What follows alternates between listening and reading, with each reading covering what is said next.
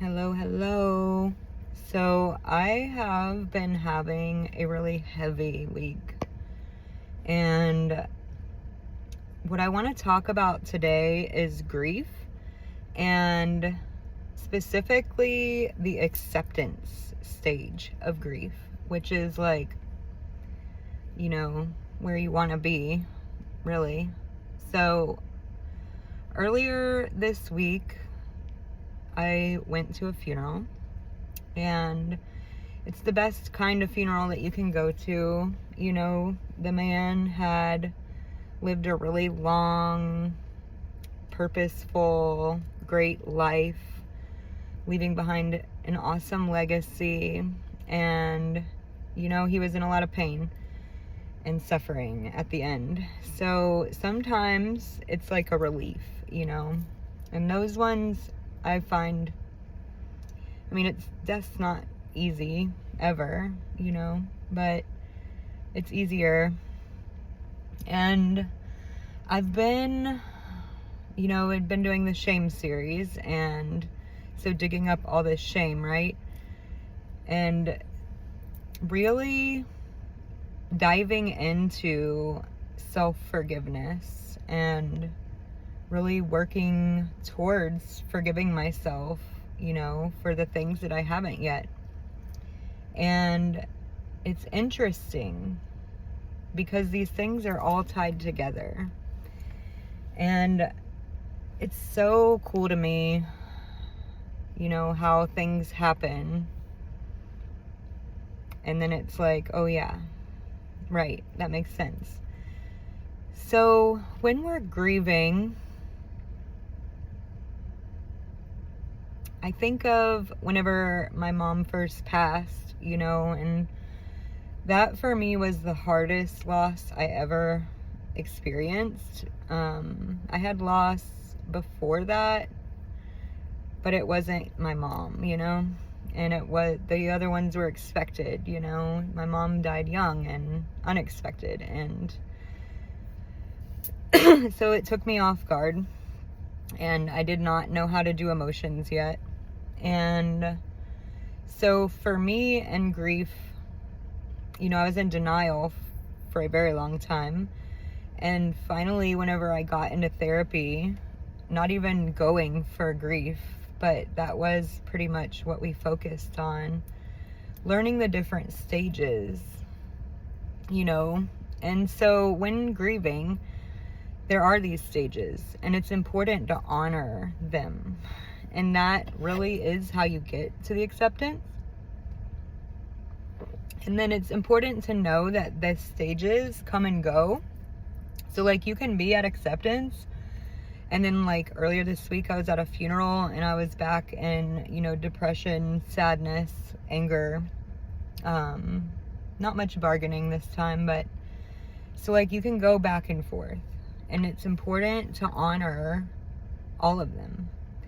So wherever you may be at right now in a grief cycle, honoring that. So like the sadness for me was the hardest, especially not knowing like its purpose. And it helped me to learn that the sadness that I felt, like it's so deep, and it's so, like you feel like it's never gonna end, right? And that sadness though it's love.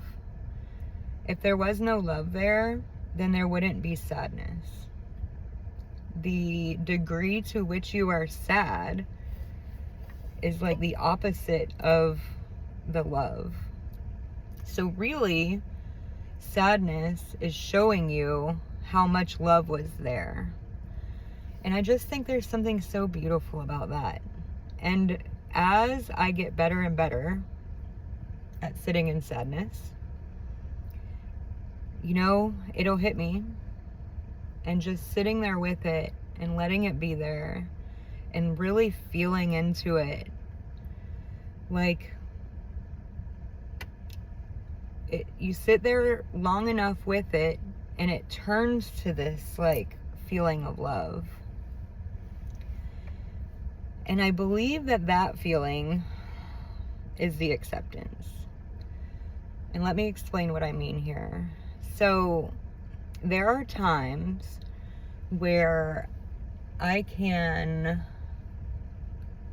feel like I can imagine it, you know, thinking I can maybe bring back a memory of a time that I was with my mom or whoever it is that I'm grieving,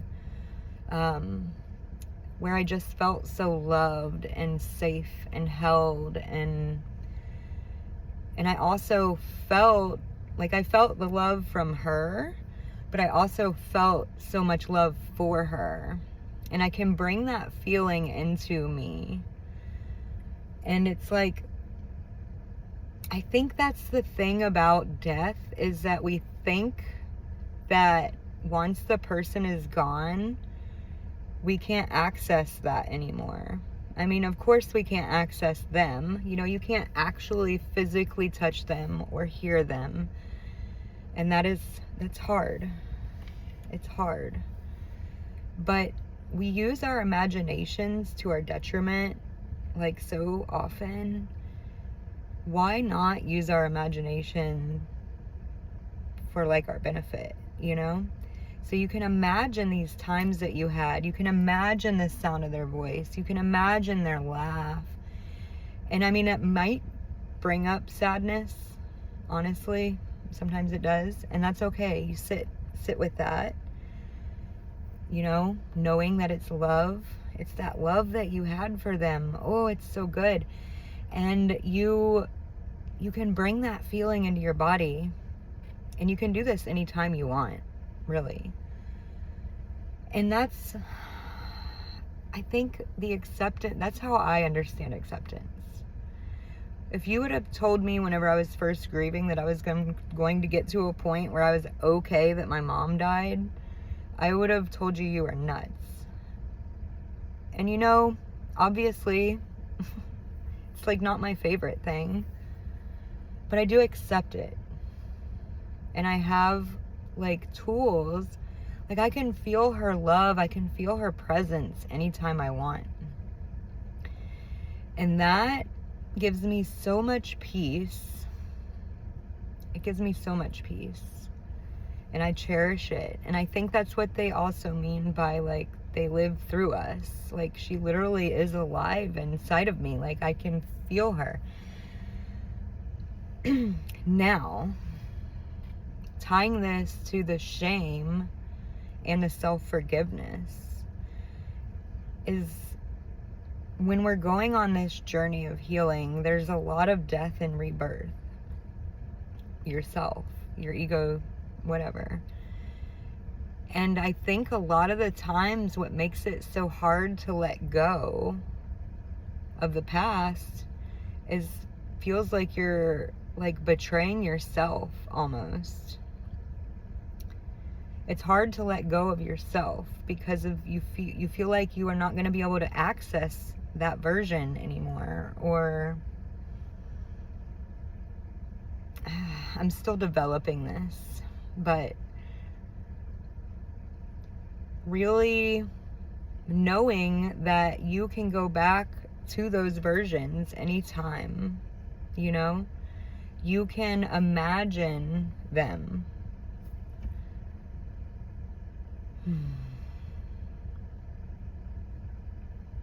This week has been really heavy and so good. I feel like it's going to be one of those weeks where I look back in a couple years and I'm like, wow, so much happened. But yeah, grieving. We grieve people who are no longer here physically, and that includes past versions of ourselves. This includes our children. I feel like I grieve my kids like at least 5 times a month, you know? Like, they're not the same as they were yesterday. And that's great, you know? But it's also sad. And you miss that. But just the same thing with your kids. Like, you can remember that. And that fills you with so much love. And that's really what we're after. We're not after, you know, a physical hug or a phone call or, you know, whatever. It's not an external thing. What we're after is the feeling that we get from doing that thing.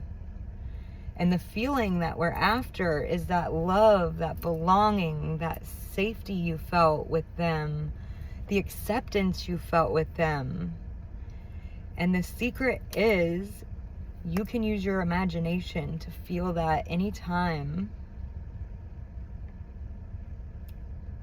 And I think that that's what acceptance is.